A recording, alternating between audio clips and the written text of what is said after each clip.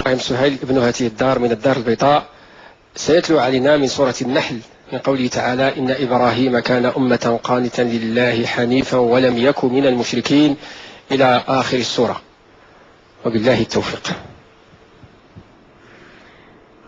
أعوذ بالله من الشيطان الرجيم.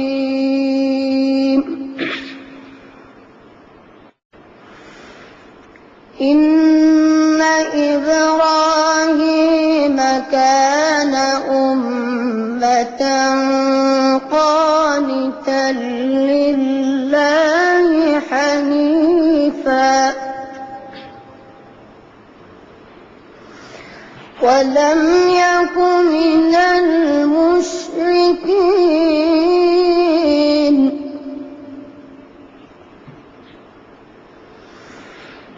شاكرا لأنعمه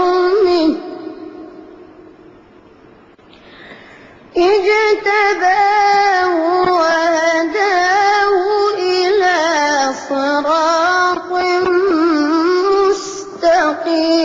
مستقيم